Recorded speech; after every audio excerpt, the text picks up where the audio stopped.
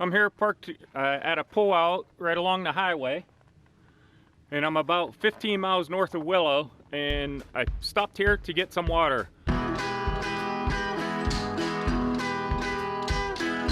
A couple other YouTubers, the Gnomestead and Paul Hemann, both from the Willow area, stop here and get water. If you haven't seen their recent videos, check them out.